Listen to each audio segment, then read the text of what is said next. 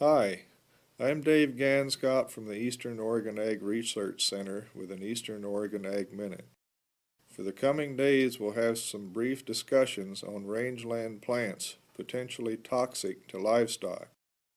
Within a month or so, many of us will be turning our cattle out to pasture.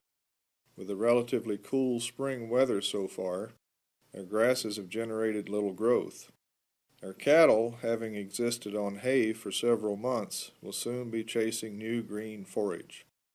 This is a time when toxic plants that begin growing a little earlier than grasses might present a problem.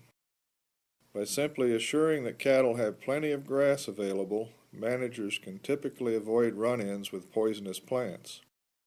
Given the feedback mechanisms between one's stomach and brain, most animals quickly determine which plants are harmful and avoid eating them unless they are lotted in an area where they have no other choice. This week we've been talking about some potentially toxic rangeland plants we have in the region. Stockmen, for the most part, have little to worry about if we simply assure animals have forage available. Most toxicity problems happen when animals experience a day-long move, have little time to eat or drink, and end up dry-lotted for the night in a patch of toxic plants. Another potential mistake I mentioned before is to force animals to clean up a pasture in early spring. Some years ago I did this on the experiment station, and we lost several calves to either Larkspur or death Camas poisoning.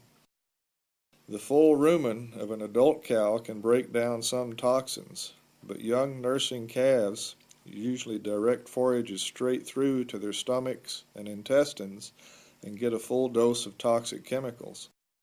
Calves are still learning what is and isn't edible out there, and like all kids, will sample things their parents won't eat. Keep them on plenty of good grass so they have a lot to choose from, and there will be few problems. This week we're discussing some potentially toxic rangeland plants, and we'll begin with death Camas, or Zygodinus paniculatus for you scientific types out there. Death Camas puts up two ranks of skinny, tulip-like leaves and a cluster of yellowish-white small flowers in about mid-spring. If one digs up a plant, he will find about a quarter-sized bulb about 4 to 6 inches below ground. Death Camas contains several alkaloids, which are chemicals having six-sided carbon rings with oxygen-hydrogen arms extending out on several sides. Poisoned animals first start drooling and then become nauseous, which is a rather severe event for ruminant animals. They then show muscular weakness, become uncoordinated, tremble, and lay down. The pulse becomes weak, breathing becomes labored, and eventually they slip into a coma and die.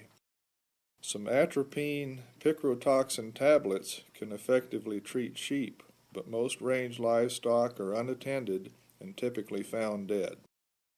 This week we're discussing some potentially toxic rangeland plants, and we'll deal with lupins today. We have several species of lupin around, and their most common characteristic is their leaves, which have 6 to 12 spreading leaflets, all arising from a central point on the stem. Their flowers are blue, yellowish, or white spikes, with each flower looking a little like a snapdragon. Foliage, and especially the seed pods, are toxic. Severely poisoned cattle exhibit weakness and trembling, horses appear to have severe colic, and sheep become nervous and excitable. In all cases, breathing becomes depressed and the animals smother. Cattle that consume low doses of lupin in the first 3 months of pregnancy can show no effects but may give birth to crooked calves that have bowed legs and curved necks. These calves can't keep up, have trouble feeding, and because some have cleft palates, they typically die. Cattle will not eat lupin, however, until grasses have been almost entirely consumed. Keep them in plenty of grass, and lupin will be no problem. This week we're discussing some potentially toxic rangeland plants, and today we'll deal with pine needle poisoning. Ponderosa pine, our most prevalent tree to the north, is the culprit in this case. Cattle willingly eat pine needles and at times really go after needles in fresh logging shows. Most likely the drying needles undergo some chemical change that makes them tasty. Cattle in the last third of pregnancy often abort within about 48 hours of ingesting a meal of pine needles. A retained placenta is a typical and potentially deadly complication for the cow.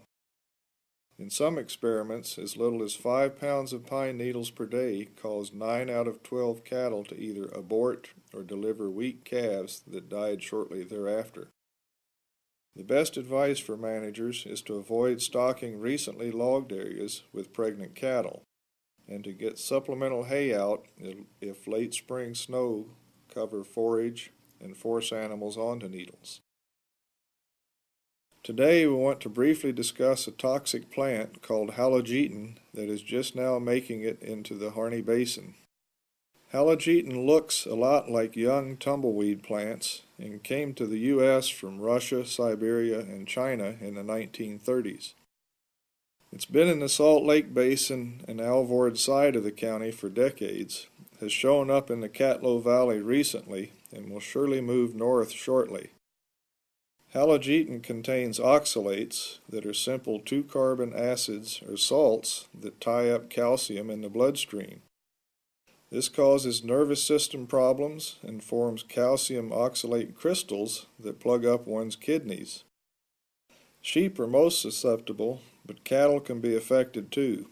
Symptoms include weakness, reluctance to move, shallow breathing, drooling, coma, and lastly death. With slow introductions, animals can become adapted to halogeton and easily tolerate amounts that would kill an animal receiving its first exposure. Fortunately, it does not compete well or become established in good stands of grass, so halogeton will not likely become a serious issue in the Harney Basin. This week we're discussing some toxic rangeland plants we have in the neighborhood that occasionally cause problems for our stock. Horsebrush is a toxic shrub that has some strange effects. It's colored and looks a lot like sagebrush, but has no indentations on the ends of its leaves. There are little fuzzy lines on the twigs that run from leaf to leaf, and it produces yellow flowers in July. Its toxic chemicals haven't been identified, but it causes photosensitization and liver damage. The photosensitization is unique in that bare skin and white-haired portions of animals can become severely sunburned. This makes it an issue for sheep and white-faced Herefords or black bullies. Animals start lagging behind, their faces, lips, and ears swell, and skin will peel off. If these symptoms show up, get them to an area where they can shade up and furnish feed and water for a few days. Fortunately, we don't often find dense stands of horsebrush, so it's seldom a problem around here. This week we're discussing some toxic rangeland plants in our neighborhood that potentially cause problems for stock. Larkspur is the most serious toxic plant problem on desert and mountain ranges in the western U.S. Cattle death losses average 2 to 5%, but can exceed 15% in areas where larkspurs are abundant. Larkspurs have highly dissected leaves, hollow stems, and a spike of numerous purple flowers. It's the first flowering plant to put up leaves in the spring, so it can be an issue for cattle with early turnout if the pasture was grazed short the previous fall. Larkspurs produce alkaloids, which are nicotine-like products that interfere with the nervous system. Signs of poisoning include general weakness, a straddled stance like an animal is trying to prop itself up, and the front legs are the first to collapse. Any excitement, like trying to herd an animal to a treatment area, usually accelerates symptoms. Access to plenty of grass and protein supplements helps prevent consumption by cattle. I'm Dave Ganskopp. Be careful out there, and we'll see you tomorrow.